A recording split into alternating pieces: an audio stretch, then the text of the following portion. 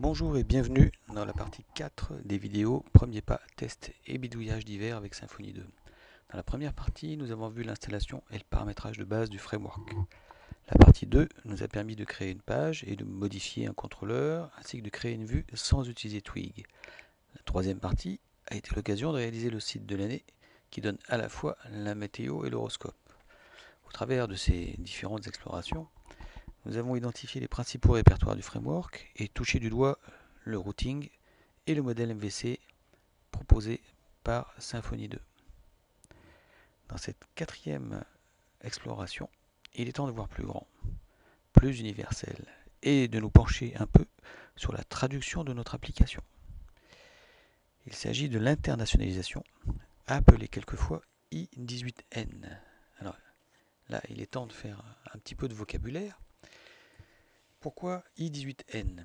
Eh bien, cela représente le mot internationalisation, donc c'est un I, ensuite 18 lettres, et le N final. Donc c'est assez universel comme acronyme, I18N, parce qu'en anglais, ça prend le même nombre de lettres, puisque le Z remplace le S. Alors pour G11N et L10N, c'est-à-dire globalisation et localisation, qu'est-ce que ça veut dire?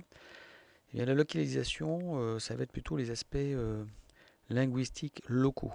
L'internationalisation, c'est l'aspect technique, c'est ce qui nous concerne. Ça va être la traduction des chaînes de caractères et avoir un moteur qui nous permet de passer d'une langue à l'autre.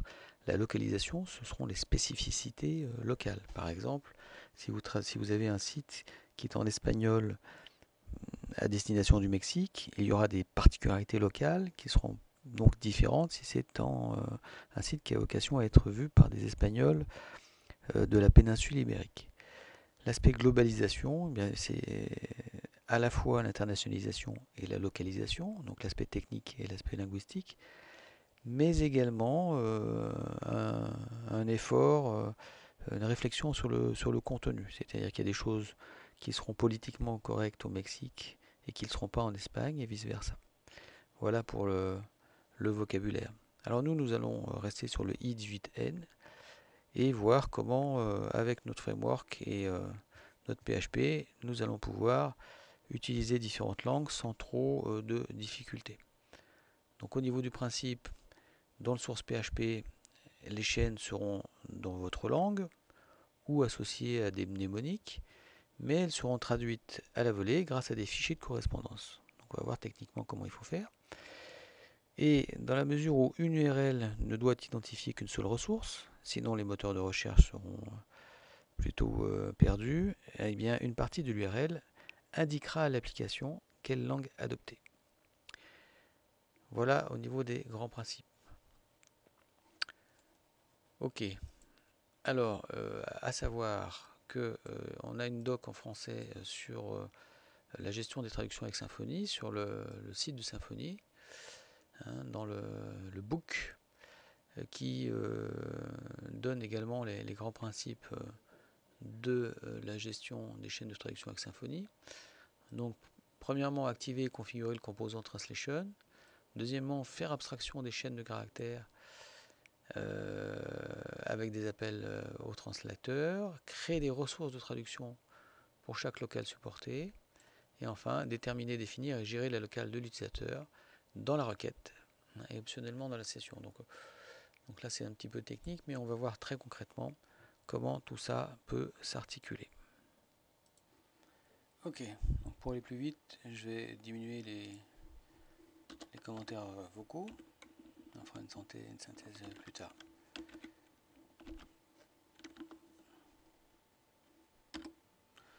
Surtout pas de tabulation, mais 1, 2, 3, 4 espaces.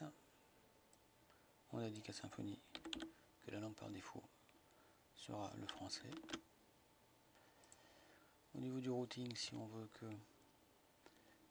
dans l'URL on ait une indication sur la langue, il va falloir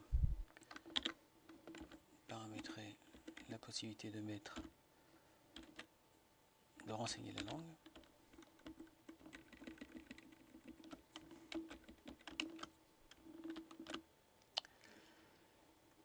Ensuite,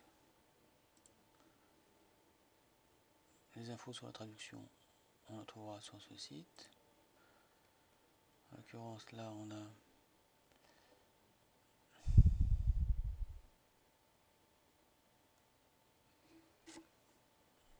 des informations sur le paramétrage, des informations sur comment traduire une chaîne de caractères et des informations sur le fichier de paramètres qui va contenir les chaînes à traduire.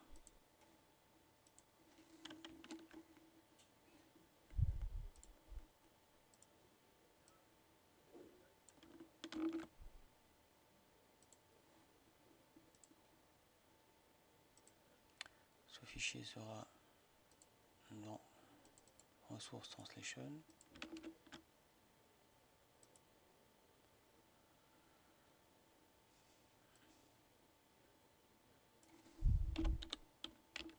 La chaîne qui sera dans notre source PHP et la chaîne traduite.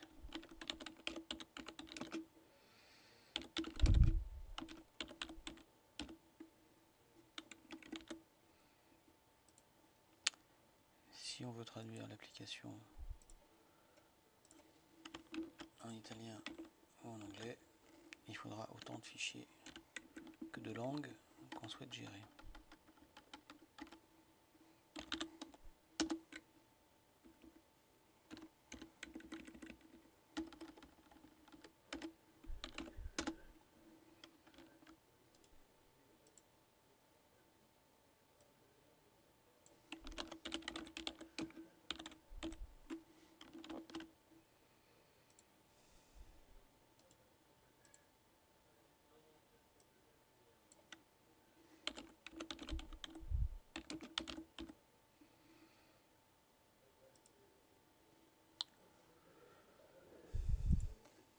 Testons.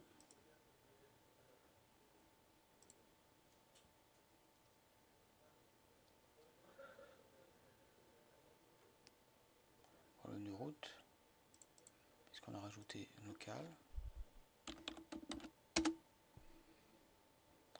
Et voilà, benvenuto. Welcome. Et bienvenue. Nous allons maintenant installer trois petits drapeaux qui vont permettre à l'utilisateur de changer de langue en cours de route.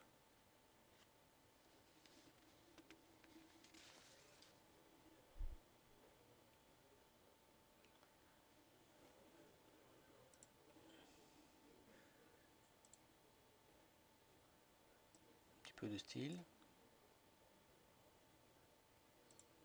Ici, l'affichage des drapeaux.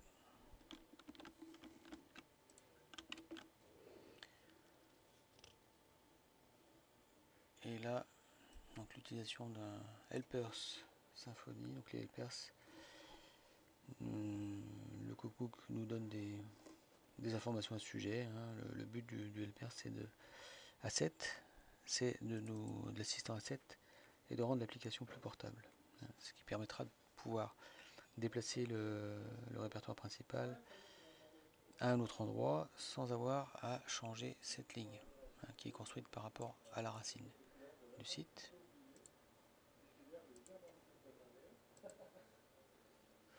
Voilà, on a nos petits drapeaux qui s'affichent, les images ont été placées dans le répertoire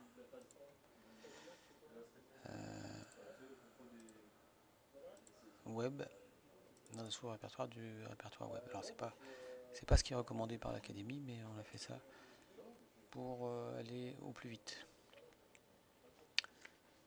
Ok, donc maintenant il faudrait positionner des liens à cet endroit-là pour indiquer à Symfony qu'il y a un changement de langue. Donc ces liens, ce qui serait bien, c'est qu'ils soient générés dynamiquement par le contrôleur avant d'être passés ici.